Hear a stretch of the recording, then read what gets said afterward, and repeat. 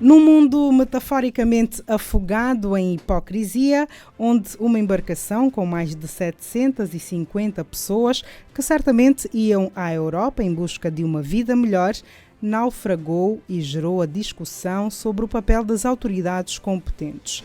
Não só pelo facto de terem sido praticamente deixadas à própria sorte, mas também porque os que tiveram a sorte de sair da tragédia com vida foram impostos a restrições similares às de um cárcere, com mobilidade e comunicação limitadas.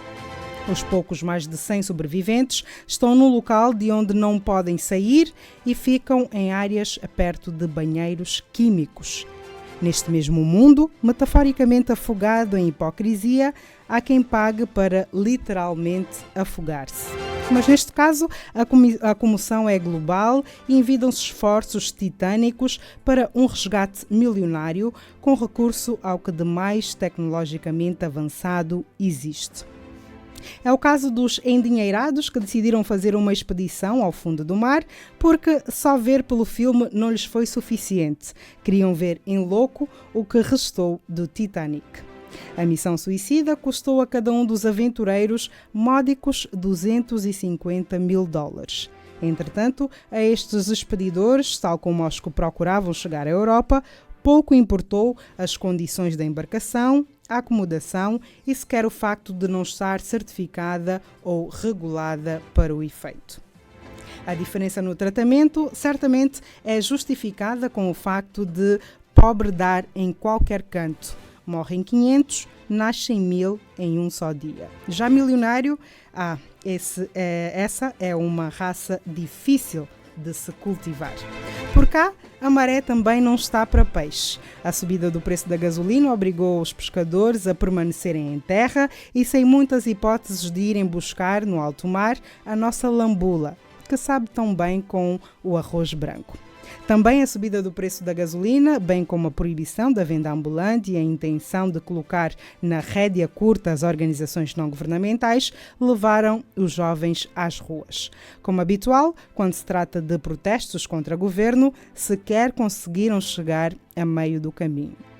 O cenário foi o mesmo de sempre. Várias pessoas a terem de dar lengueno aos rebuçados e chocolates nada doces da nossa polícia. E como tudo de mal que acontece aqui no paraíso, a culpada é a UNITA, desta vez não poderia ser diferente. Uma fonte do governo garantiu à TPA que foi o partido de Jonas Savimbi quem, e passo a citar, colocou em marcha um plano para incitar a desordem constitucional a pretexto da realização de manifestações convocadas supostamente por organizações da sociedade civil. De acordo com a mesma fonte, não há qualquer dúvida de que tenha sido o próprio Adalberto da Costa Júnior quem organizou e financiou os atos de sábado. Para completar o circo das aberrações, o porta-voz da Polícia Nacional foi à televisão de todos nós carimbar o já avançado pelas ditas fontes e assegurou que os altos dirigentes dos maninhos assumiram uma posição de liderança dos atos de arruaça. Mais uma vez, a polícia e o governo saem como os coitadinhos da história. E para que não haja mais questionamentos, o MPLA barrou no Parlamento a intenção da UNITA de se realizar uma comissão de inquérito ao ocorrido nas manifestações em várias províncias. Aqui diríamos que quem não deve não teme, mas fiquemo-nos apenas por quem pode, pode, tal como o canto português Kim Ribeiros. E quem continua a não poder nada são os professores do ensino superior que voltaram a ser chamados para um encontro em que voltaram a sair com as mãos cheias de nada. O governo insiste que não há condições para atender às vontades dos docentes e estes já avisaram que poderão retomar a greve a 27 deste mês, numa altura em que já terão começado as provas do ensino superior. Depois de alguns meses de registro de atrasos salariais na função pública, finalmente alguém veio explicar. O Ministro do Estado para a Coordenação Económica disse haver um desfazamento entre o recebimento dos fundos e o pagamento dos salários. Portanto, deixou o alerta para a necessidade de se apertar ainda mais os cintos, porque situações do género podem voltar a acontecer. Sem linguagens bonitas, o economista Heitor Carvalho foi mais claro e avançou mesmo que o país não tem dinheiro, recordando que por altura da subida do preço do barril de petróleo viveu-se à grande e à francesa. Junta-se aos factos que marcaram a semana a orientação superior deixada ao órgão encarregado de fiscalizar a legalidade dos atos de gestão financeira e administrativa do Estado e demais instituições públicas e privadas, de forma a assegurar a adequada aplicação dos recursos públicos em benefício do cidadão angolano. Diga-se Tribunal de Contas. Ao novo juiz-presidente do referido tribunal, Sebastião Domingos Gunza, João Lourenço deu a missão de dispensar os vistos prévios a algumas empreitadas para infraestruturas públicas. O chefe de Estado disse que não quer ver o Tribunal de Contas a aparecer à opinião pública como um fator de estrangulamento no ritmo de execução de projetos. Mas o que é que isto significa na prática? Os projetos a dispensarem visto prévio ficam a critério do juiz-presidente ou vão já com alguma indicação? Que precedentes abrirá esta orientação? São algumas das perguntas a serem respondidas pelo diretor do Valor Económico, Evaristo Mulaza. O resumo semanal da atualidade passa por aqui. A política, a economia, as polémicas, o rumo do país. As decisões em análise, todas as sextas-feiras, no final da tarde, com o diretor do jornal Valor Económico, Evaristo Mulaza. Rádio Essencial, uma opinião com valor. É a Opinião com Valor com Evaristo Mulaza. Boa tarde, Evaristo. E começamos mesmo com este tema da orientação baixada ao juiz-presidente do Tribunal de Contas. De quando em vez vamos tendo estas pérolas lançadas pelo Presidente da República. Falta aqui alguma noção de alguma coisa? Boa tarde, Sueli. Boa tarde aos ouvintes da Essencial. Bem, eu estive hoje... Hoje foi um dia que ficou marcado com uma frase que foi dita, porque de resto ouvimos o áudio, pelo jornalista e ativista Rafael Marques, de que o presidente João Lourenço se evoluiu de Messias para Judas. Não é? Tens esta mesma percepção? O que eu costumo dizer, eu costumo dizer isso já há algum tempo, portanto, não é uma conclusão necessariamente a que eu chego ou a que eu cheguei hoje. Já há vários anos que eu tenho vindo a dizer isso por outras palavras. Eu costumo dizer que claramente os factos têm demonstrado que o Presidente João Lourenço, desde logo, começou por ser um erro de casting de José Eduardo Santos, porque se a perspectiva que se colocava do ponto de vista da transição era uma transição que pudesse trazer transformações, isto tudo se transformou numa verdadeira mentira, não é? E esta questão que tu me estás a colocar agora pode levar-nos a especulações até muito mais graves. Primeiro, desde logo, é mais um militar que acaba por assumir o comando do Tribunal de Contas, e é um militar que recebe ordens de outro militar, não é? O comandante-em-chefe das Forças Armadas. É evidente que naqueles termos o fez na condição de Presidente da República, mas o Presidente não fez nada mais do que demonstrar aquilo que, ou seja, é aquilo que se diz, a verdade fugiu-lhe pela boca. Penso que é assim que se diz mas ocorre várias vezes essas verdades a fugirem pela boca. O que se passa é o seguinte. Por isso eu pergunto, terá perdido alguma noção? Não há perda de noção nenhuma. Na verdade, isso tem sido, porque se nós olharmos para o conjunto da comunicação do Presidente João Lourenço, este é o padrão da comunicação dele. Portanto, não há perda de noção nenhuma. Não é? Este é o padrão da comunicação. E o Presidente João Lourenço vem dar-nos razão. Nós temos dito, praticamente desde que o Presidente João Lourenço subiu ao poder, que a justiça, o João Paulo Nganga gostava de dizer, está no cafrique. É verdade, não foi o Presidente João Lourenço que colocou a justiça no cafrique, a justiça sempre lá esteve, mas a verdade é que o Presidente João Lourenço terá apertado um bocadinho mais, não é? e ele só veio confirmar isso mesmo. Mas permita interromper-te um pouco. Tu foste dos que achou que João Lourenço era o Messias? Não, definitivamente não. E, aliás,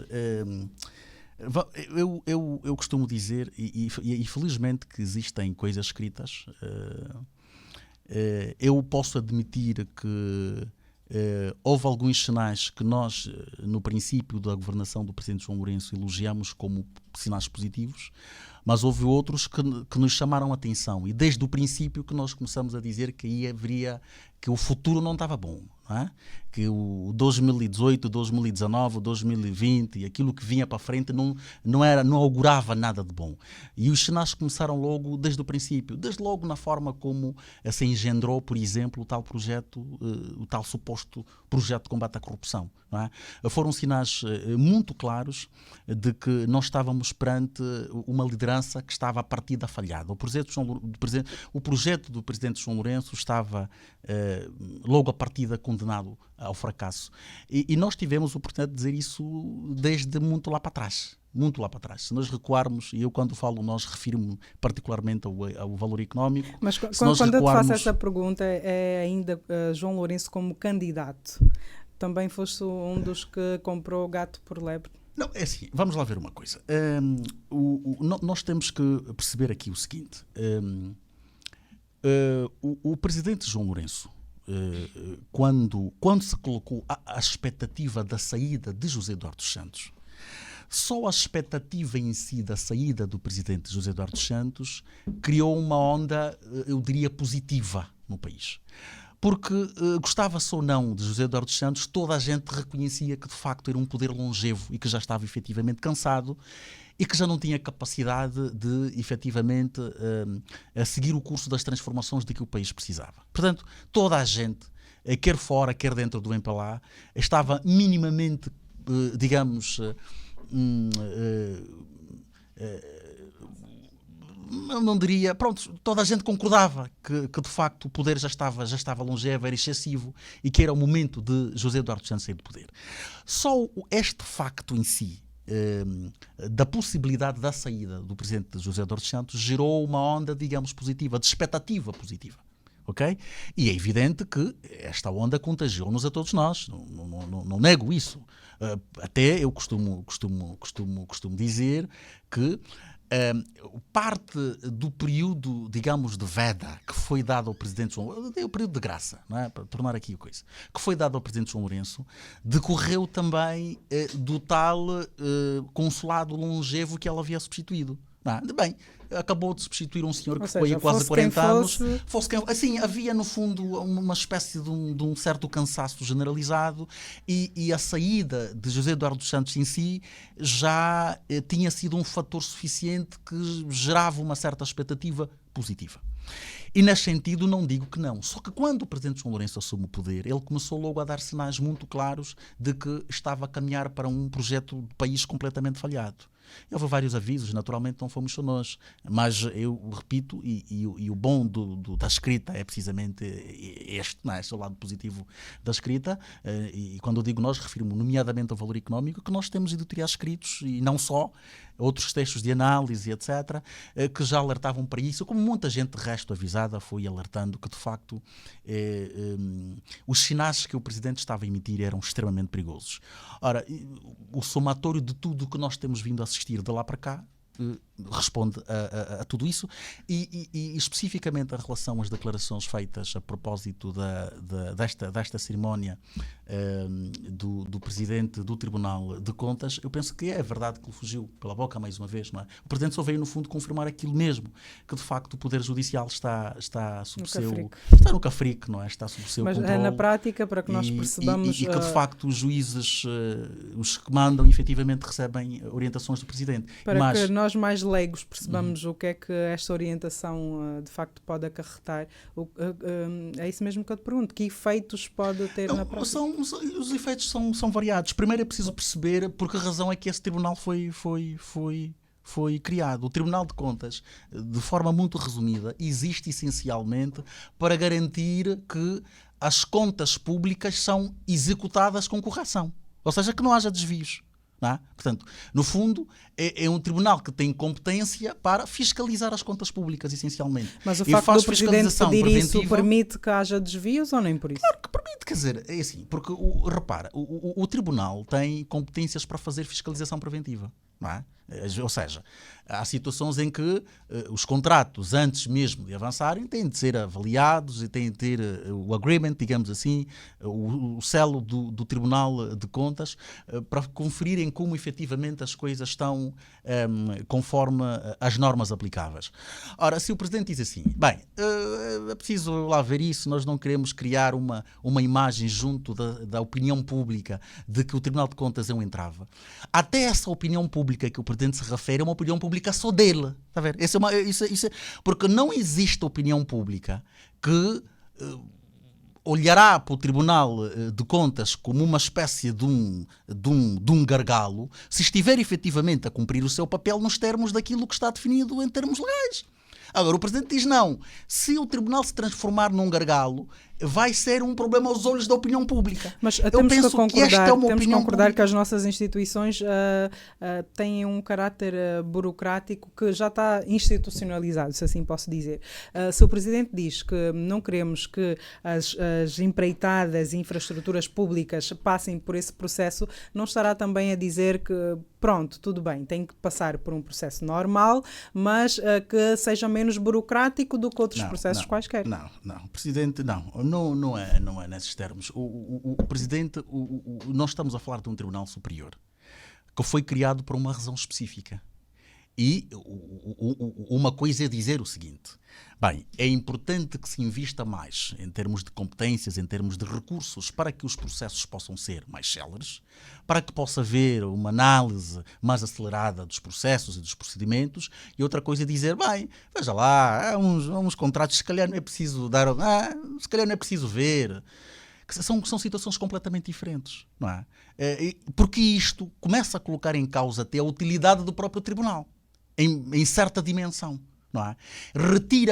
Coloca em xeque a autoridade e as competências, naturalmente, e a autonomia e a independência que se espera do Tribunal de Contas, não é? Porque o juiz-presidente a receber instruções diretas, como eu escrevi no Facebook, diretas e ao vivo, todos nós ouvirmos, quer dizer, expõe de facto a instituição a uma humilhação pública, porque, se este país fosse, se nós tivéssemos, eu costumo dizer que não podemos exigir heroísmo a toda a gente, né? Toda a gente pode ser herói, não é suposto, porque os Estados não são construídos, não são organizados no pressuposto de que toda a gente tem de ser herói. Não, as instituições têm que ser criadas, têm de ser estabelecidas, com fundações sérias, para que cada cidadão vive a sua vida com uma certa normalidade e, no quadro do cumprimento de determinadas funções, tem de o fazer apenas dentro dos marcos que estão estabelecidos. Portanto, as pessoas não têm de ser heróis. Só que no nosso caso, aparentemente, tem-se pedido muito, tem-se apelado muito para isso.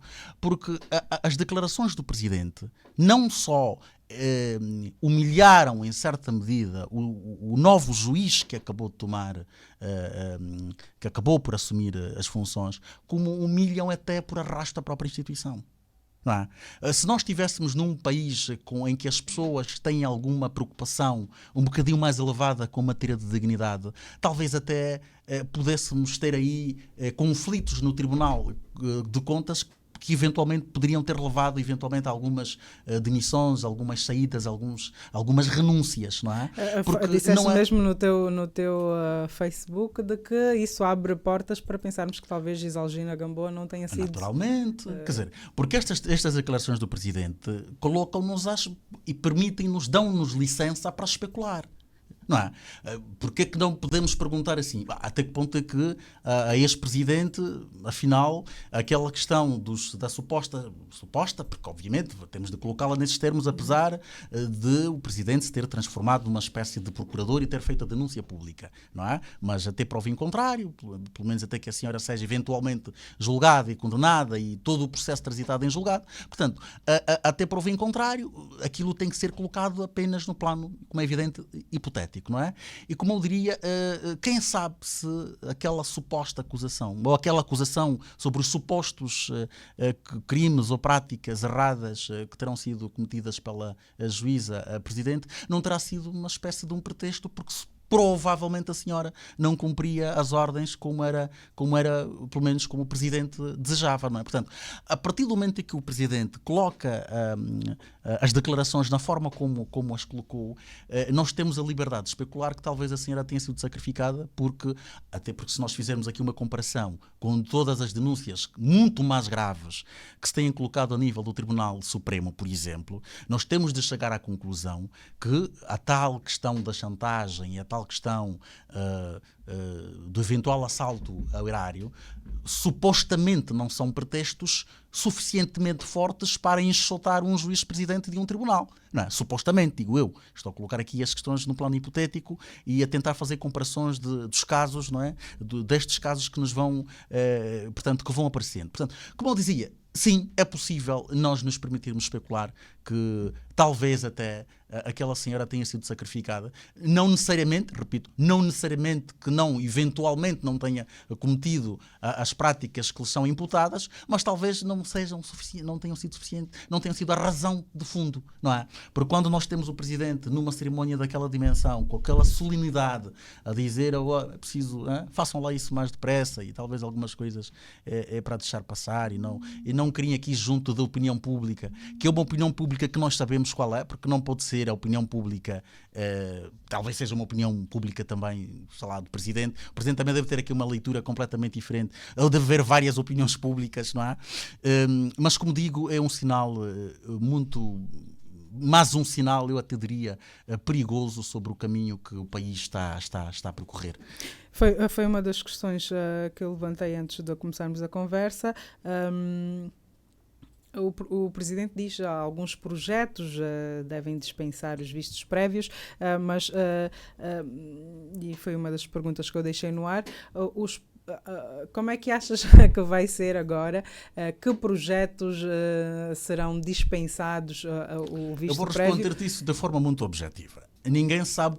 A única coisa que nós sabemos agora, é verdade que o juiz Sebastião Gunza fez uma tentativa de defesa da instituição. Não é? De que a instituição vai continuar a funcionar com normalidade. Mas todos nós ouvimos ela receber ordens do Presidente. Então, aquilo que eu te posso responder, porque eu não posso especular em termos muito concretos, em termos muito específicos, mas a única coisa que nós podemos dizer perante as palavras do Presidente é que o Tribunal passa a carimbar os projetos conforme a discricionariedade do Presidente da República, conforme as orientações que receberam do Presidente. Ou seja, vem já uma orientação, este projeto é eventualmente, para passar... Eventualmente. Olha, isto é para ser, isso é para não, isso não é, aquilo não é preciso carimbar, isto é para carimbar, aquilo não é para carimbar. Isso pode parecer uma forma muito, muito, muito leviana de colocar as coisas, mas quando nós ouvimos o próprio Presidente, não é, a colocar as questões nos termos como ele as colocou, nós não podemos chegar a outra conclusão. Nós já temos ouvido que, e isto vem de algum tempo a esta parte, mas principalmente com estas denúncias feitas a Joel Leonardo, de que há uma crise na justiça, mas quando é o próprio Presidente a selar essa crise, se é que eventualmente existe, ele já disse que não existe, mas dá um outro sentido à coisa. Não? Mas tem sido sempre o Presidente, Sueli. A questão do fundo aqui é esta. Não é? Porque, repara, nós há bocado falávamos, por exemplo, sobre a questão do Tribunal Supremo. Grande parte dos processos decisórios que acontecem a nível do Conselho Superior da Magistratura Judicial, depois tem o caucionamento do Presidente da República. O Presidente cauciona. Ou seja, no fundo, em última instância, é sempre o Presidente da República. Esse selo não se aplica apenas a essa circunstância específica desta que acabamos de ver do Tribunal de Contas, não é? Em última instância, no fundo, é o Presidente da República. Nós nós temos que simplificar aqui as coisas, não é? A Justiça está efetivamente, mantém-se efetivamente num cafrique, mas é um cafrique, porventura, muito mais apertado. E ao contrário, talvez, do passado, em que se fazia coisa de forma um bocadinho mais discreta, não é? Em que não nos estampavam na cara, não é?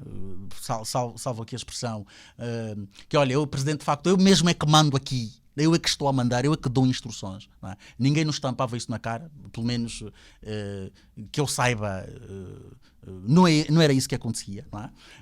A Justiça estava no cafrique. Por ser um militar? A Justiça... Não, mas não necessariamente. Não necessariamente, porque isso eu penso que é uma questão do perfil da pessoa, não é? Porque todo militar, antes de ser militar, é pessoa, tem a sua formação enquanto pessoa, tem a sua instrução enquanto pessoa, tem a sua personalidade enquanto pessoa, e nós não temos, os militares não são necessariamente iguais, não é? O que acontece aqui é que o presidente João Lourenço, primeiro é que fica claro que o presidente João Lourenço não devia falar por improviso, primeiro, não devia. Qualquer coisa que ele tivesse de dizer, tinha de ser, sobretudo quando tivesse de fazer uma comunicação importante ao país em atos solenes com aquela dimensão, não devia falar por improviso, tinham de ser coisas escritas, porque o Presidente está rodeado de pessoas entendidas em matérias jurídicas, muito melhor do que nós, que o ajudariam a perceber que determinadas coisas podem e outras não podem ser ditas. Talvez o Presidente não tenha noção disso. Talvez pense mesmo que, pronto, é uma espécie de um Luís XIV, não é? É mesmo todo poderoso, pode tudo e mais alguma coisa, pode fazer e desfazer e pode dizer o que lhe apetece. Talvez o Presidente não tenha noção disso, não é? E o que aparentemente falta aí na assessoria do Presidente talvez também seja isso. Isso já devia ser identificado há muito tempo. Por isso é que quando alguns dizem, olha, parece que a máquina do Presidente está a sabotá-lo, não é muito difícil caucionar uma narrativa como esta. Quando nós vemos o Presidente a dizer... Porque assim, em toda a parte do mundo, os políticos muitas vezes mentem e muitas vezes fingem. Não é? Mas as mentiras e os fingimentos às vezes acontecem no submundo, não é? Não é às claras. O Presidente não vem nos atirar publicamente, não nos esfrega na cara perante a televisão que olha, eu é que de facto mando aqui. Não é? Eu até, na verdade, em rigor, como gosta de dizer o povo, no fundo, eu sou mesmo o Presidente do Tribunal de Contas. Quer dizer, não há necessidade, quer dizer, isso não era suposto ser assim, não é? Portanto, aqui também problemas, como é evidente, de algumas lacunas na assessoria, que não sabemos se existe, como funciona, como não funciona. Outra vez, vem aqui a tal história de que talvez o Presidente não goste muito de ouvir conselhos, talvez... Pronto, há aqui um campo de especulação, mas independentemente de toda a especulação que possa ser feita, a verdade é que o Presidente diz-nos de forma muito clara que ele é que tem o poder, ele é que manda e ele trata a justiça como ele bem entende. Muito bem, 18 horas, já vamos mudar de assunto, um assunto que também deu muito pano para manga nesta semana, apesar de ter acontecido no sábado, foram, né, as manifestações, porque aconteceu não só em Luanda, mas que resultaram no que muita gente já previa, também já previas que resultasse no que resultou? Nós comentámos isso a semana passada, depois dos eventos que tinham acontecido no Ambo, nomeadamente no Ambo e na Huila, era esperado que houvesse um bocadinho mais de inteligência, porque realmente isso tem que ser dito nestes termos. Quer dizer, às vezes, o que faltam às vezes também, o que falta mesmo neste governo e nesta máquina do poder, a menos que haja um propósito específico de sabotagem, porque há questões que são muito básicas. Falta muita inteligência. Falta inteligência. Claramente, quer dizer, há muita desinteligência, não é? Porque, onde é que estava o problema? Não é? Mesmo ao nível das instituições de defesa e ordem, segurança e etc., onde é que estava o problema em deixar que aquelas pessoas se manifestassem? Que saíssem lá do coiso lá do Largo Santana, que fossem até a Mutamba, gritassem o que gritassem, depois voltavam no dia seguinte e iam trabalhar. Não. A verdade é que... Mas o governador provincial deu aqui uma justificação. Mas a marcha começou. O problema é que a marcha começou. Não devia ter começado baseado na justificação do governador. Não faz sentido. Quer dizer, porque repara, a verdade é que a marcha começou. Esteve lá a polícia que permitiu que a marcha começasse. Não é? Porque a marcha começou de certa forma pacífica e o problema colocou-se mais à frente, quando, entretanto, os manifestantes encontram barreiras. A marcha tinha efetivamente começado. E o problema ocorre a partir do momento em que efetivamente os manifestantes encontram barreiras. E é a polícia que... Olha, nós por acaso tivemos os repórteres da Essencial. Eu ouvi, porque sábado ouvi alguns que entraram, que foi muito... que até aconteceram situações engraçadas e caricatas, né? Em que a polícia foi disparando o tal gás, não é? E também não estava protegido. Alguns dos efetivos não estavam protegidos, não tinham proteção e também ficaram todos aflitos. Depois foram beber água e lavar os rostos nas mesmas, não é, sei lá, nas banheiras, juntamente com os manifestantes. Houve polícias que foram lavar os rostos porque ficaram afetados com o tal gás que foram lançados. Quer dizer, vês o nível de despreparo, de incompetência, de falta de inteligência. Nós temos... isto é mesmo assustador. Porque nós temos... Porque não é só falta de preparação, há um nível de incompetência tal neste poder, neste governo, que não tem precedentes. Não é? Fabricam heróis do nada. Eu estava a assistir ao vídeo do Pedrito Dubié, ele fez uma live. Quer dizer, não é possível. Não, quer dizer, ouve-se aquilo. Quer dizer, mas, não é? Nós ainda temos capacidade, nós ainda temos espaço para nos surpreender. Nós nos surpreendemos ainda nos conseguimos surpreender, não é? Com as diferentes velocidades porque esse país anda. Não é? Foi detido, não tinha nada, porque tinha uma escrita na t-shirt, num coiso, vasculharam tudo quanto é casa, tudo quanto é obra, e ficou, quer dizer, nós ainda nos conseguimos surpreender. Mas isto é mesmo só falta de inteligência. Porque aqueles manifestantes poderiam ter saído perfeitamente da Mutamba, não é? A menos que houvesse, porque depois, e aqui há a tal questão, nós tivemos aqui, isso pode parecer um bocadinho estranho, mas obviamente eu hoje estou aqui na condição de comentador. A tal carta do governo provincial que alertava, que informava os órgãos todos de defesa e segurança, o SINS, etc. Quando nós temos situações como estas, muito facilmente também se precipitam as conclusões, porque o que é que se ouve muitas vezes dos manifestantes? Bem, às vezes são elementos estranhos, porque quando se quer às vezes atribuir responsabilidades aos manifestantes, os manifestantes dizem, não, havia aqui elementos estranhos que foram introduzidos aqui por, sei lá, por gente que nós não sabemos quem é, que se pôs aqui a fazer confusão. Nós temos histórico disso. É? Em que muitas vezes os manifestantes se defenderam dizendo que, olha, apareceu aqui de facto gente estranha que começou a fazer confusão, gente que nós até nem conhecemos. Olha, quando afinal o SINSI, que tal, não é? Toda essa gente, afinal, o exército, todo mundo está alertado por causa de uma manifestação convocada pelo dito Dali e uns amigos, quer dizer, porque é que nós não damos alguma margem de dúvida, não é? As especulações que vão no sentido de que possivelmente alguma confusão é criada de propósito até pelas instituições que têm a responsabilidade apenas de zelar pela segurança dos manifestantes. Portanto, tudo isso permite-nos, no fundo, tudo isso nos permite especular, mas a questão central, é que há aqui há níveis de incompetência neste governo jamais vistos, não é? Criam-se heróis de forma absolutamente despropositada. Agora repare as contradições, não é? Nós vimos aquelas peças das TPAs todas, não é? O governo, fontes oficiais do governo, quer dizer, isso quer dizer, aliás, esteve lá a Polícia Nacional, não é? Sim, mas primeiro, depois, porque houve dois momentos, não é? A Polícia Nacional não é governo, não é? A informação foi que fontes oficiais do governo, não é? E a notícia passou assim com uma certa solenidade, não é? Fontes oficiais do governo, a televisão, quer dizer, até soa estranho uma instituição como a TPA dizer que tem as fontes oficiais do governo, está a ver? Porque até é uma coisa que aquilo até devia ser escrito, pronto, eu estou aqui com todo o respeito que tenho pelos nossos colegas, mas pronto, infelizmente a percepção não.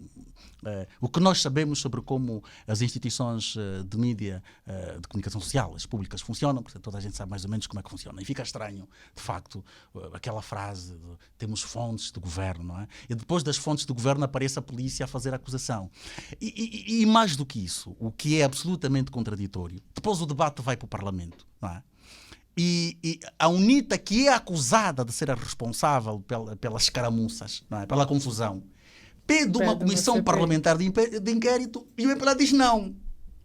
Quer dizer, Para o MPLA, o facto de em 2022 terem tido mais de 300 manifestações e só 13 terem terminado em violência não justifica que haja uma CPI, independentemente das mortes que tenha havido nestas manifestações. Isso é um desrespeito. Quando as pessoas governam sem noção de que o ativo mais importante, aquilo que se governa são as pessoas, é a proteção da vida das pessoas. Quando as pessoas governam sem consciência disso, quando as pessoas não têm noção do que é governar, não é? Quando as pessoas não têm noção da responsabilidade primeira que pesa sobre os seus ombros, dizem disparates como estes. Porque eu disse isso, penso que foi na semana passada, não é? O governo, mesmo que tivesse morrido só uma pessoa, quando nós temos a polícia com licença para matar, quando há mortes numa manifestação, seja uma, sejam duas, sejam 20, o que for, ainda que tivesse sido apenas uma morte, era razão bastante para que se abrisse um inquérito, para que se apurassem as razões de fundo, para que se apurassem responsabilidades. Ainda que tivesse sido apenas uma pessoa. Mas quando não há essa noção, porque efetivamente não existe essa noção, a prática da governação sugere que os nossos governantes não percebem isso. Mas achas que isso também faz parte da tal desinteligência de que abordaste aqui? Porque na prática todas as ferramentas estão com o governo, com o MPLA. Podia-se fazer uma comissão de inquérito e depois desse por onde desse, podia sempre arranjar um jeito. Mas não é muito fácil, porque a comissão parlamentar, repara que a UNITA hoje está com muito mais peso no Parlamento do que esteve no passado. Não é? E uma comissão parlamentar de inquérito, à partida, devia incluir os deputados das bancadas todas que estão no Parlamento. Portanto, não tomemos as pessoas todas por burras, por ingênuas, e que podem ser ludibriadas com muita facilidade. O MPLA sabe por que razão não permitiu que esta comissão parlamentar de inquérito Mas não permitiu hoje, como não permitiu antes, quando se calhar tinha mais poder para... Mas nós, repara, assim, nós não podemos... Eu repito, tudo o que existe na vida que tem uma lógica de crescimento, a perspectiva, esta lógica de crescimento coloca-se sempre numa espécie de uma linha do tempo, não é? Ou seja, os erros que nós cometemos ontem não podem servir de pretexto para continuarmos a errar hoje. Não é? É evidente. Olha, não houve comissão parlamentar de inquérito em 2017. Está bem, mas hoje estamos em 2023. Já se passaram mais de 5 anos. Não é? Não quer dizer que o facto de não se ter feito no passado seja razão suficiente para não se fazer hoje. Porque senão não valia a pena mudar nada. Não é por aí que eu dizia. O que eu dizia é que na altura, quando o MPLA tinha mais recursos para, se calhar, arranjar outros meios de se fazer uma comissão de inquérito que desse por onde eles quisessem que desse, também negaram. Mas sabes, é aquilo que eu digo, quer dizer, tu quando, a menos que... Porque tu não podes assumir a partida que se pode enganar toda a gente todo o tempo. Porque a comissão parlamentar implicaria sempre, não é, a presença de elementos estranhos ao MPLA e que deveriam necessariamente acompanhar o processo.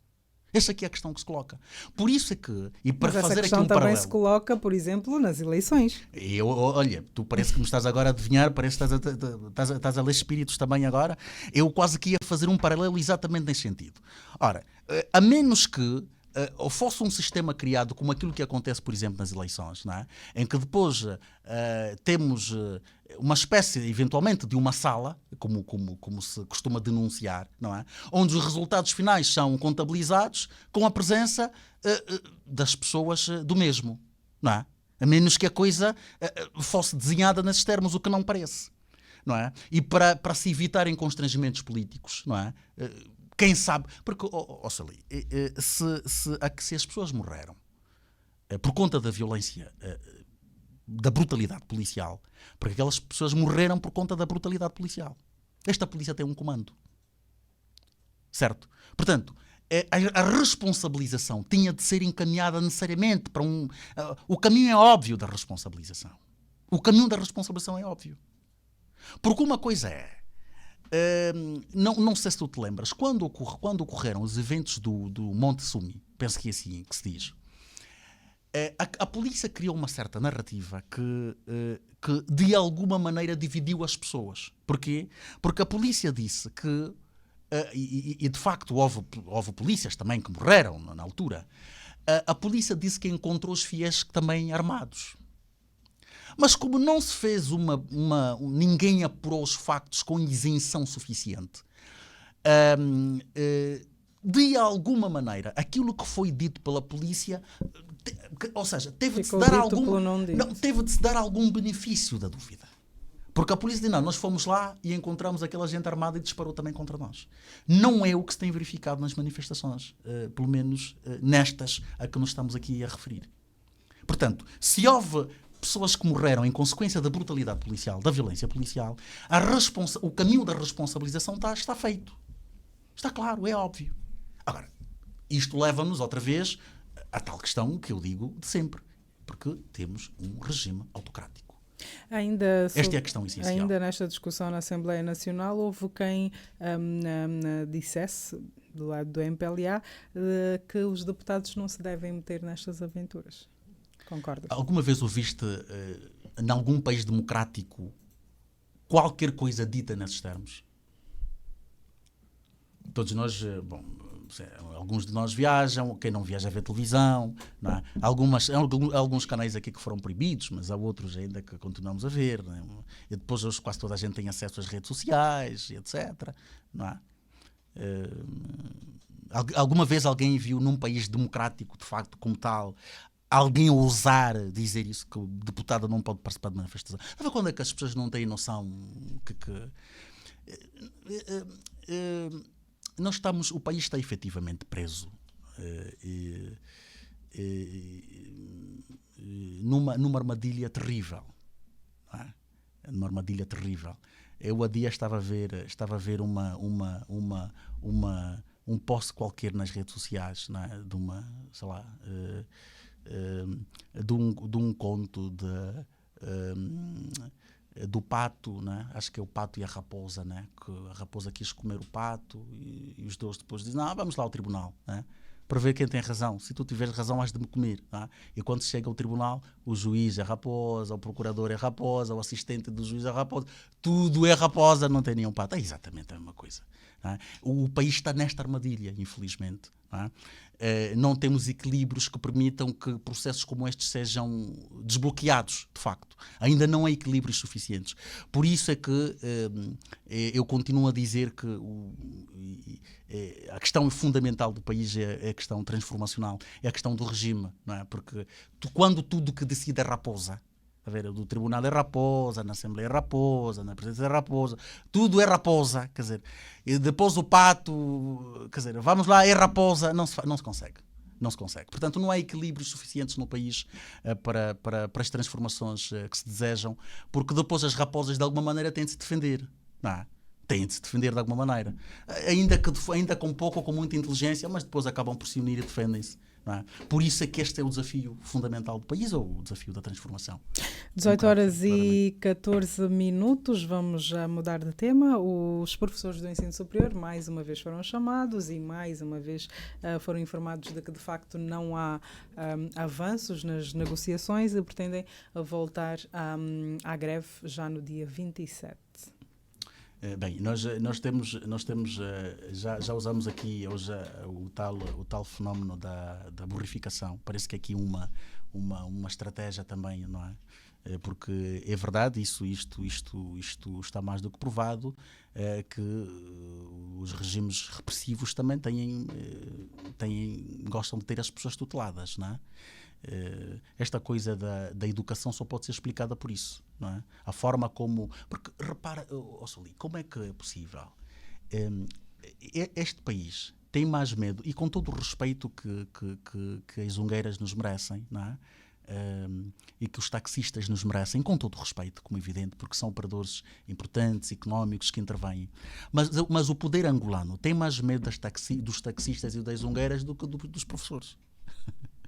Quer dizer, se não houver táxi, as empresas param, não é? Não é? Os funcionários não vão chegar e que tal, então tem de haver táxi. Não? Os taxistas tentam fazer uma chantagem, arranja-se forma de se resolver rapidamente, não é? As zungueiras hoje representam no contexto angolano eu diria uma espécie de um fenómeno político com uma certa simbologia que, exatamente, e que de alguma maneira o poder também vai tendo algumas precauções, não é? Porque depois são símbolos que são facilmente manipulados num ou noutro sentido, não é? Os professores de educação que se danem. E se ficarmos 10 anos sem educação, quem vai morrer? Não é? É isso, não é? Mas e como se é que ficarmos... se explica que, por exemplo, tenham atendido, ainda que de forma limitada, a situação dos professores do ensino geral e do ensino superior? A questão é, nós, e até podemos parecer um bocadinho loucos insistentemente nisso, porque nós temos que ir para as questões fundamentais, não é? E uma das questões fundamentais é a falta de percepção de prioridades.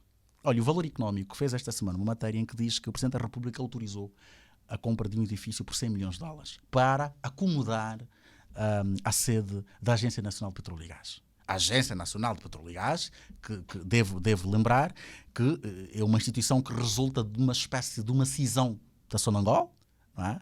Portanto, que passou a ter as atribuições, as competências de concessionária que eram acumuladas pela Sonangol. E esta cisão implicou também, em certa medida, o transporte de parte do ativo da Sonangol, nomeadamente edifícios. Aliás, o presidente da agência foi contactado pelo Valor Económico e diz que terá havido um lapso na argumentação, porque a argumentação do despacho presidencial vai no sentido de que a agência não teria instalações próprias para, no fundo, aportar a sede. E o engenheiro Paulino Jerónimo foi de facto ouvido pelo Valor Económico, e o que ele diz, não, eventualmente terá havido um lapso porque efetivamente nós temos instalações. O que acontece é que aquela que nós temos não é suficiente, todos não cabemos, mas o Estado tem estado a recuperar uma série de edifícios. Não é? Faz sentido, numa altura como esta, gastar $100 milhões para se acomodar à Agência de Petróleo e Gás? Nós sabemos, o edifício em que está a agência é um edifício glamouroso, um edifício bonito, um edifício... Não é? E agora tem-se adquirir o edifício do ex-BESA por $100 milhões para a acomodação da agência. Quer dizer, quando tu tens exemplos como estes, exemplos como estes remetem-nos imediatamente para a questão de fundo, que é a questão da falta de noção de prioridades. Essa é a questão de fundo. Não é? Mas o que mais os professores podem fazer para demonstrar que de facto eles têm noção de que as pessoas são não podem prioritários? Não podem fazer mais nada. É assim, a última arma de recurso na luta dos professores é a greve. Não é? Porque os professores não podem pegar em armas, não é? Quer dizer, não é? Os professores não podem pegar em armas para lutar, como é evidente. Portanto, a última arma, o último recurso dos professores nesta guerra, entre aspas, com o governo, é o recurso à greve. Mas eu lembro-me de ter havido uma altura em que os professores apelaram à sociedade em geral para se comoverem com a situação dos professores. De que forma é que tu achas que nós, enquanto sociedade, podemos ajudar os professores do ensino superior? Vamos ser muito... Esta abordagem tem que ser pragmática, sem romantismos. A sociedade não tem muito que possa fazer. Pode, eventualmente, fazer manifestações, por exemplo. Não é? E, como nós sabemos, o regime não gosta muito disso, não é? Isso incomoda, não é? A sociedade pode, por exemplo, como vemos lá fora, não é? Muitas vezes os professores, as associações de pais juntam-se com os professores e juntam-se às manifestações. A sociedade não pode fazer mais do que... Não há muito de especial que a sociedade eventualmente possa fazer. Pode expressar insatisfação, pode fazer manifestações, por exemplo. Não é? Porque o que está em causa a educação é dos direitos mais fundamentais, dos direitos fundamentais. Não é? O acesso à educação. Quer dizer, a sociedade pode reagir efetivamente a esses termos. Mas é aquilo que eu te digo, quer dizer, aqui, a mensagem que nos é passada é que, olha, nós podemos ficar 10 anos sem aulas e isso não move. Não. O Carmo e a Trindade não caem. Não é? Agora, se forem os taxistas a tentarem fazer uma greve, a gente vai lá ter de correr para pôr aquela gente a trabalhar porque as pessoas têm de se mover de um lado para o outro. Não é? Portanto, eu não diria que as pirâmides estejam invertidas para não desvalorizar o papel desses agentes económicos que são importantes, mas é só para dizer que nós temos uma situação com a dimensão que é da educação. Mas é como digo, se calhar isso também faz parte da estratégia da borrificação. Sueli, essa questão da borrificação tem... Porque, repara, e quando eu digo a necessidade da transformação, os regimes repressivos e os regimes autocráticos têm, mesmo do ponto de vista do aproveitamento da capacidade dos seus quadros, têm um problema, têm uma contradição lógica muito grave. Porquê? Porque muitas vezes investem nas pessoas, mas investem nas pessoas para não aproveitar as competências que estas pessoas têm. É investimento mal feito. Diz assim, vamos lá dizer, o partido no poder criou um programa de bolsas e estamos a enviar 3 mil miúdos lá fora. E depois desses 3 mil miúdos, uns 100 são aproveitados, são incorporados na estrutura do partido. E depois vão subindo, vão escalando e vão atingindo e que tal, e vão se tornando muitas coisas, assessores, consultores, diretores e que tal. Só que depois não podem ser usados no máximo das suas competências, porque usá-los no máximo das suas competências pode significar qualquer coisa contra o interesse instalado. Está a ver como é que é terrível o problema da borrificação? Por isso é que ainda hoje estava a dizer isto a um amigo. Tu recuas... eu espero não errar aqui nas datas, não é? O Lev Tolstói, que é o maior romancista russo de todos os tempos, não é? Tem uma obra, Kadzimurá, e é só para não recuar muito, não é? Em que ele conta uma funda história em que um episódiozito em que o rei é bajulado, não é? E que o bajulador quase que diz que até as galinhas para porem ovos graças à sabedoria do rei, não é? E depois nós temos, por exemplo, depois andamos vários anos, não é? Encontramos, por exemplo, o George Orwell a dizer exatamente a mesma coisa, não é? Tem aquela sátira, não é, a Quinta dos Animais, em que temos aí o bajulador a dizer, olha aqui até aquele ovo que foi posto graças à sabedoria do rei, não é? E hoje também tenho alguém que chega à minha casa e olha para o meu filho e diz, olha, o teu filho está crescido graças à sabedoria do presidente, não é? Está a ver, quer dizer, este é um problema grave. A questão da transformação do país. Que os nossos dirigentes, o conhecimento, a sabedoria dos nossos não são usados ao limite? Não. Nós temos muita gente cujo conhecimento muitas vezes não é explorado no limite das suas competências, das suas possibilidades. Porque fazê-lo significa eventualmente colocar em causa. Porque assim, todas as pessoas do regime que estudaram sabem que o regime que existe em Angola é um regime autocrático. Toda a gente do MPLA sabe disso. E toda a gente do MPLA, os estudados, os académicos, etc., sabem que os regimes autocráticos são adversos ao progresso. São adversos ao progresso. Não têm capacidade de gerar transformações positivas como são os regimes democráticos. Toda a gente sabe disso. Sabes o que é que os jovens do MPLA nos dizem? E que são jovens até na faixa dos 30 e 40. Não, mas o país é muito novo, temos de ter um bocadinho de paciência, não? As coisas vão...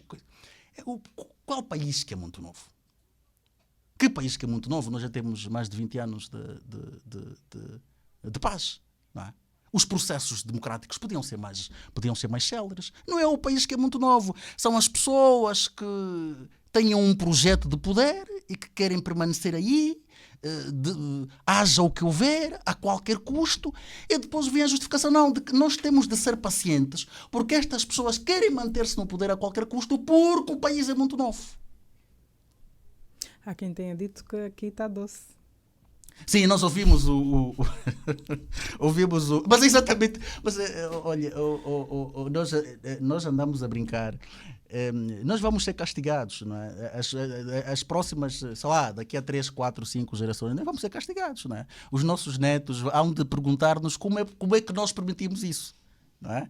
Nós temos um governador que diz aqui cuia, para nos tirarem daqui não vai ser. Isso é quase ideológico. Está a ver? Esse é exatamente o racional que está por detrás deste projeto, né, de poder interminável. Está a ver? Porque cuia, porque aqui está doce. E quando é assim, não é possível explorar as pessoas no limite das suas capacidades. Nós temos amigos em todos os lados, temos amigos na UNITA, temos amigos no MPLA. Não é? E para recordar aqui uma frase dita certa vez pelo Hugo Alusa, que eu terei lido, se não estou em erro, no Novo Jornal, que, não sei se foi no Jornal ou foi noutro órgão qualquer, que quando ele fala no off, não é? Toda a gente é da oposição. Isto diz tudo. Quer dizer, que as pessoas não podem sequer ser usadas no limite das suas competências. Porque isto pode significar, porque se de repente aparecem jovens que dizem, não, isso não é assim. Não é? Nós precisamos abrir um bocadinho mais neste sentido. Temos que abrir mais aí, para isso crescer. Mas só que se abrirmos aí, talvez, isto ali periga um bocado o poder do chefe. Então é melhor não mexer. É assim que o país anda. Por isso é que esta questão da transformação estrutural é o nosso desafio mais importante.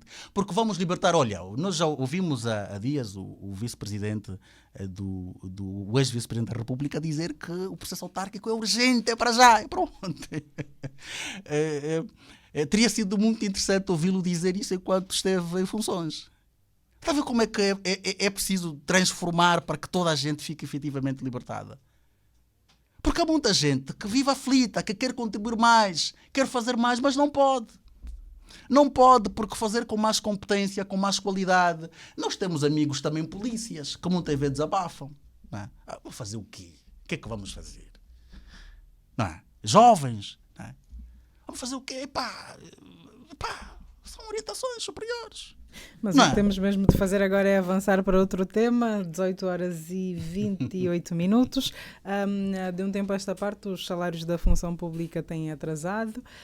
Até aqui ninguém se dignava a explicar as motivações, mas o novo Ministro de Estado da Coordenação Económica já explicou mais ou menos as motivações e avisa mesmo que devemos, pelo menos os da função pública devem estar preparados para eventuais atrasos.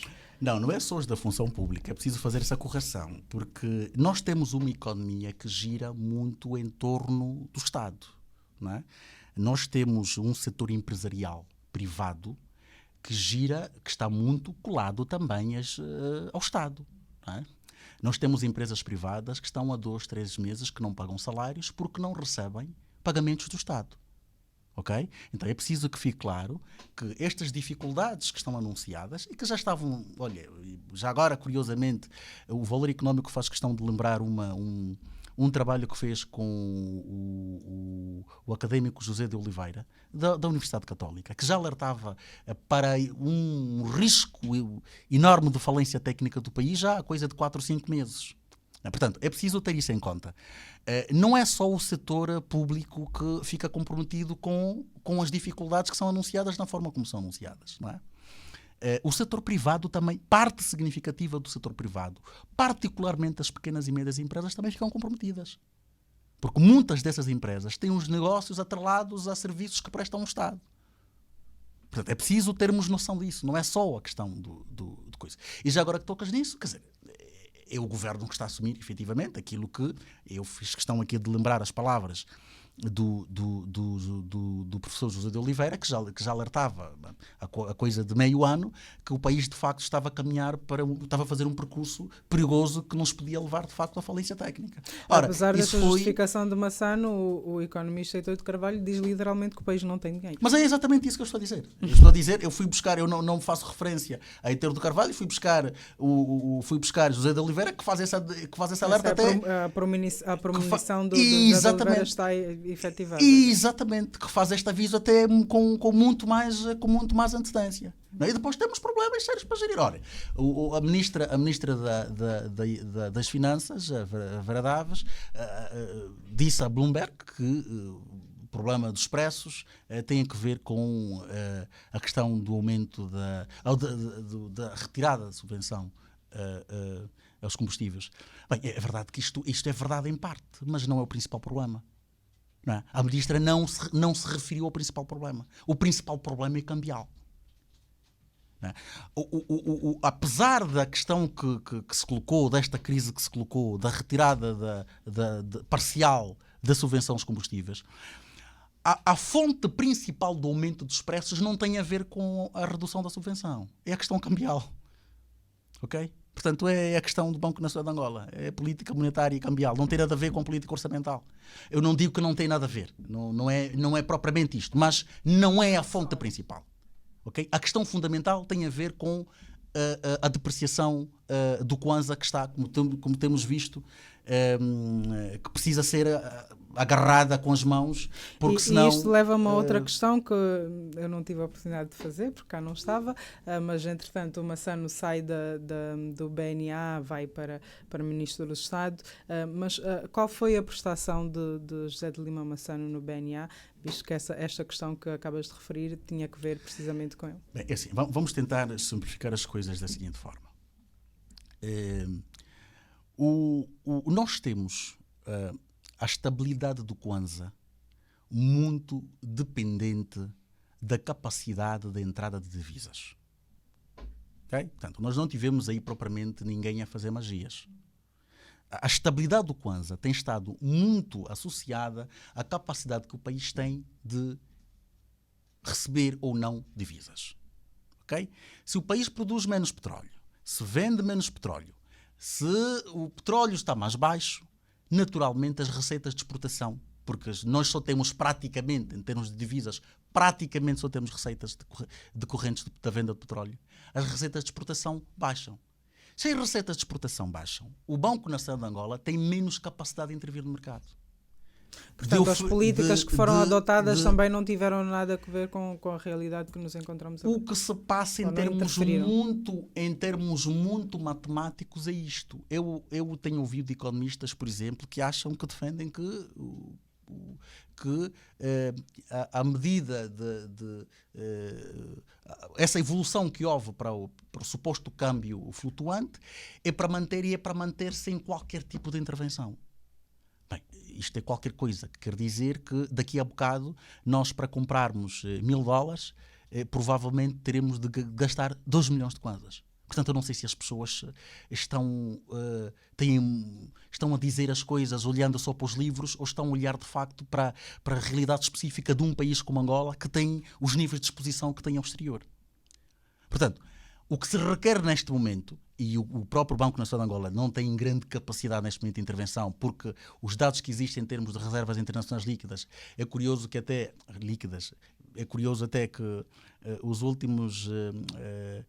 últimas publicações que o Banco Nacional de Angola vem fazendo têm feito, não sei por que razão, propositadamente não têm diferenciado as reservas internacionais brutas das reservas internacionais líquidas. Não é? Agora fala só em reservas internacionais.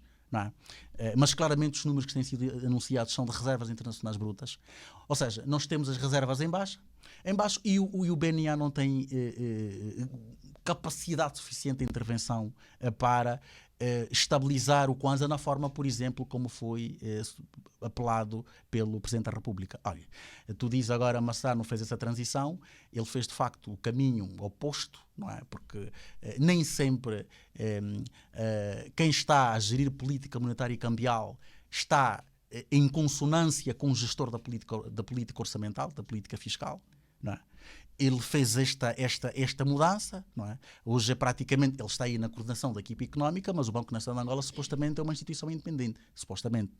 Não é? Portanto, ele sai da gestão da política monetária e cambial e vai para a gestão da política orçamental. E eu tenho quase a certeza que em muitas circunstâncias, até porque já houve vários governantes que já fizeram confissões desta natureza, muitas vezes tem havido choques entre o gestor da política monetária e cambial e o gestor da política orçamental e fiscal. O Massano fez essa transição, vamos ver que magias é que vai fazer. Eu continuo a dizer que não tem não tem magias por aí além, porque a questão fundamental tem a ver com o investimento privado de que o país precisa.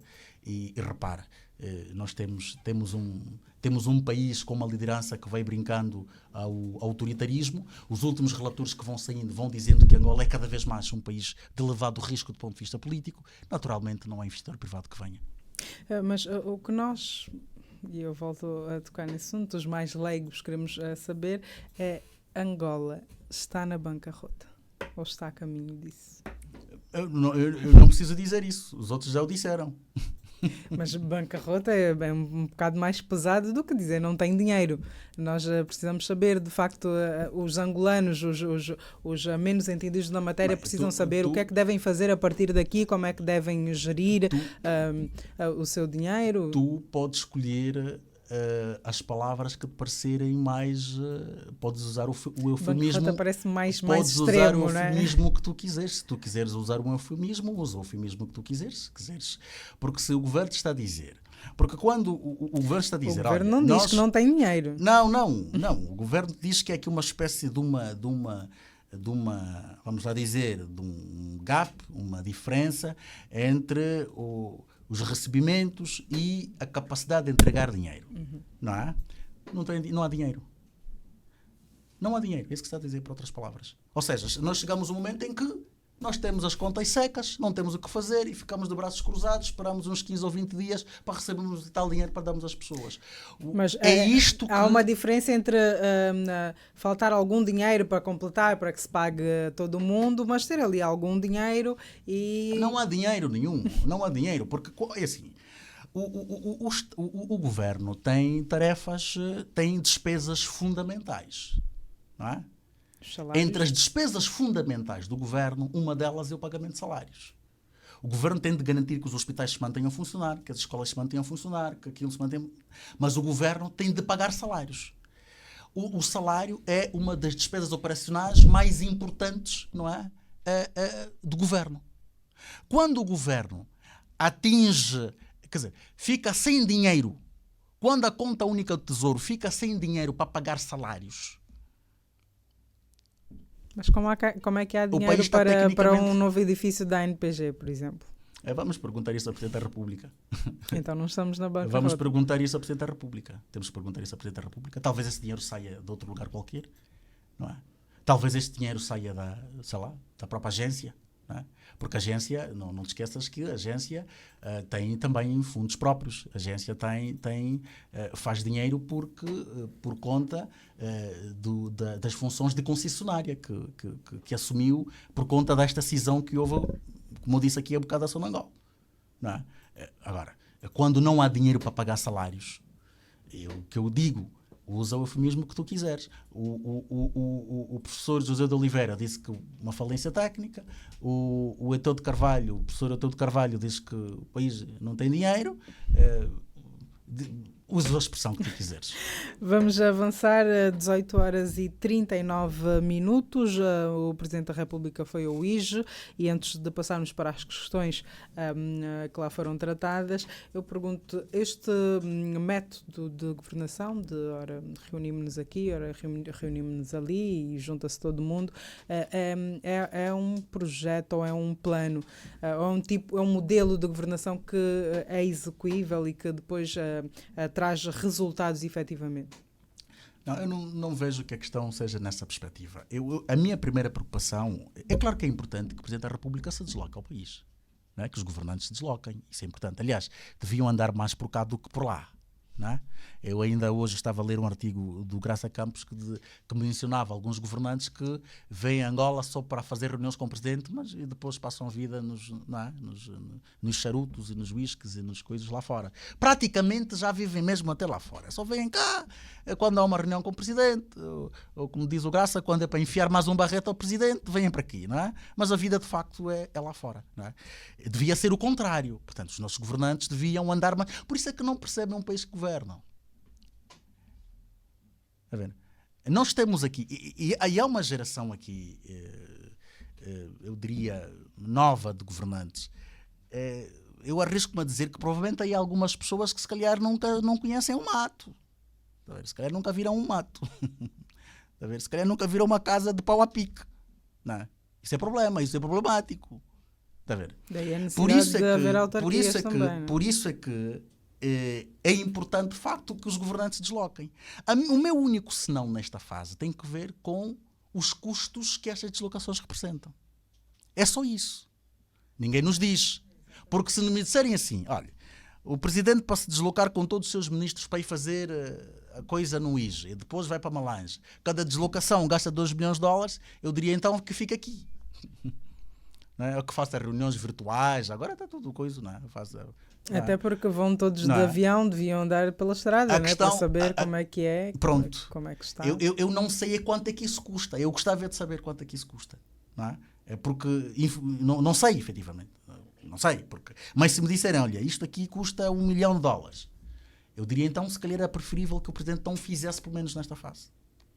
Não é? Porque se não há dinheiro para pagar professores, então não vale a pena andarmos a pegar todos os ministros e viajar para o IJE, para a Malange, porque depois, em termos muito práticos, os resultados não... E porque não se pode passar a mensagem que as coisas só podem funcionar quando o presidente vai.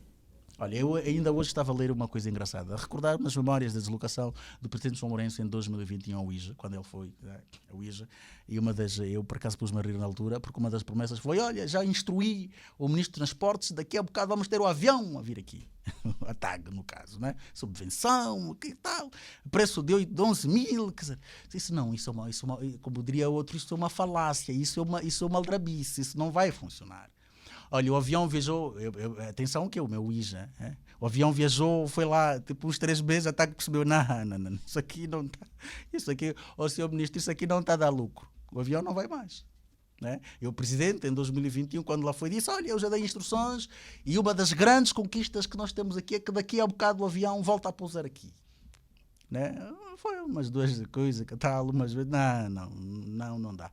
Não. Inventaram aí um preçozito, que tal? Naquilo, obviamente, fazia tudo pacote da propaganda, não é? Pré-eleitoral, não é? Mas depois perceberam que era um negócio completamente inviável e, obviamente, a operação foi, pelo menos até agora, descontinuada. Ou seja, as promessas que são feitas, os tais projetos que são anunciados, não é? Depois são só de pouca dura, alguns deles, pelo menos, alguns dos projetos, pelo menos. Por isso é que eu diria, eu não vejo qualquer problema no modelo em si. É importante que os governantes andem pelo país, deviam andar mais pelo país até, porque talvez assim conhecessem melhor o país que governam. Só que a única questão que eu coloco aqui, neste momento específico, é o custo destas operações. E é como eu digo, dependendo do quanto isso custa, talvez não valesse assim tanto a pena, porque aquilo, como costuma dizer o povo, depois não... Há uma expressão nova aí de que eu gosto muito, é bungla bangli, não é? Assim que se diz, não é? Depois acaba por ser um bungla bangli, não é? Quer dizer, tudo aldrabice, não acontece nada, quer dizer, o presidente foi, fizeram a terraplanagem, depois o presidente viajou, dia seguinte os buracos continuam e a vida continua na nossa anormalidade, que se transforma na nossa normalidade. Um dos temas abordados nesta reunião que houve no IJE foi a questão da divisão administrativa. O ministro da Administração do Território e Reforma do Estado afirmou que o alargamento de 164 para 552 municípios tem como finalidade a desconcentração administrativa e financeira, ou seja, voltam a tocar neste assunto que ficou meio parado por algum tempo, e nós voltamos a falar sobre esse assunto. Tu, se não me engano, não te mostras muito favorável? Eu ainda não mudei de opinião sobre este assunto. E volto a dizer, a minha opinião é a seguinte. Eu não vejo... este assunto só é problemático quando é colocado como uma espécie de empecilho ao avanço do processo autárquico. Aliás, o ministro diz mesmo que é o melhor caminho para a implementação das autarquias. Ele está a dizer, por outras palavras, que as autarquias ficam para mais tarde, no fundo. Não é? E também não entendemos porque é que é o melhor caminho, porque isso não está suficientemente fundamentado.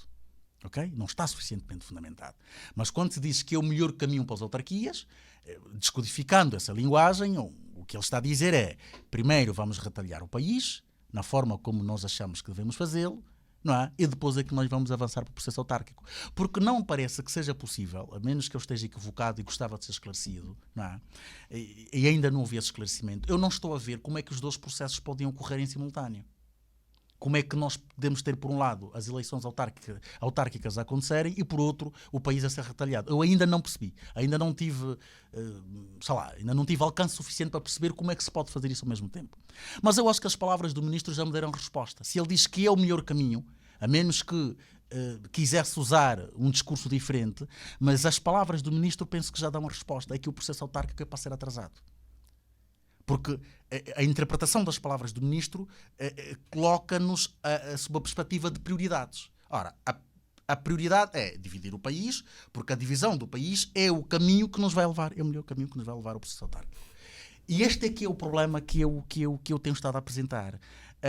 Se a questão da retaliação do país, como eu costumo dizer, é apresentada como um elemento para condicionar o avanço do processo autárquico, então aí temos um problema sério. Porque nós já ouvimos o MPLA dizer que não tem condições para fazer autarquias em simultâneo nos 162 municípios que nós temos hoje. Então, se não tiver capacidade para fazer nos 162, se não tem capacidade para 162, não terá para 500 e tal. E nós também ainda não ouvimos o custo financeiro disso. Quanto é que vai custar retalhar o país em mais de 500 municípios? A minha perspectiva é que quando o país reunisse condições técnicas, e eu quando digo aqui condições técnicas, refiro-me nomeadamente a condições financeiras, económicas e de recursos.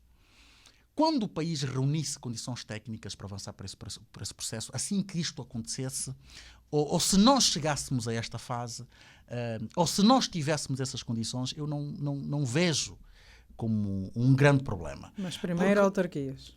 Primeiro autarquias. Porque as autarquias não podem continuar a ser adiadas. São Mas um nós direito. tivemos já há pouco tempo direito. o MPLA a dizer que estava a preparar um pacote para levar a discussão e tudo mais. Demonstra alguma preocupação em que, de facto, as autarquias aconteçam. Sim, mas é o mesmo MPLA, mas o ministro que disse que primeiro o melhor caminho é retalhar o país, também é do MPLA. Salvo erro, será membro do Birro Político ou do Comitê Central, pelo menos. Não é? Em que pé que ficamos? Voltamos a tal história, quer dizer, são estas histórias das tais contradições, isso são manobras de diversão, não é? São manobras de diversão. Porque não, ainda, eu repito, não nos foi dito ainda, nós temos que perguntar isso ao Ministério das Finanças ou ao Ministério da Administração do Território e Reforma do Estado, que contas é que já foram feitas do custo financeiro desta retaliação do país. E atenção que se está a falar de um projeto com o qual se quer avançar nesta altura em que coloca-se esse projeto como prioritário numa altura em que o país anda aqui a lutar se consegue reunir dinheiros para pagar salários. E é a questão que se está a colocar como sendo prioritária. E numa altura em que o discurso político vai sendo cada vez mais, de tal forma, eu diria, tão pouco civilizado, não é? Quase selvagem, não é? E tão pouco amigo do investimento direto estrangeiro. Temos mesmo que avançar, 18 horas e 48 minutos. Vamos para o último tema, ainda sobre a ida do Presidente da República ao UIJ. O Presidente ficou maravilhado com alguns projetos que viu por lá, nomeadamente o facto de alguns agricultores conseguirem fazer bolachas através da farinha de mandioca, e descobriu a pólvora, que de facto a agricultura pode ajudar a diminuir a pobreza em Angola. Bem, eu volto a dizer o que eu disse já há bocado, provavelmente estás a enxutar-me do teu programa já. Nós temos sido enganados, nós temos estado a ser enganados durante esse tempo todo. Ok? Porque o Presidente João Lourenço não caiu do céu. O Presidente João Lourenço ocupou todas as funções possíveis e impossíveis que existiram no MPLA e no aparelho do Estado, desde governador a Presidente da República. Ele não caiu do céu. Portanto, ele conhece a realidade angolana. O Presidente João Lourenço, em 2017, quando foi ao poder, quando ele foi selecionado em 2016, e até porque ele diz que ele também é agricultor e que tal, e às vezes acorda mais cedo que os jovens e também nos dá comida, aquilo que nos chega à mesa. Ou seja, não era suposto o Presidente andar a descobrir a pólvora em 2023. Esta é a expressão terminada de que nós andamos a ser enganados. Repito aquela expressão para terminar. Não há nada que se possa dizer aqui de especial. Eu gosto do bungle-bangle. Isso é tudo uma mentira. Então ficamos com esta expressão na análise da semana com o diretor do jornal Valor Económico, Evaristo Melaza. Como sempre, temos encontro marcado a próxima semana. Até a próxima semana. O resumo semanal da atualidade passa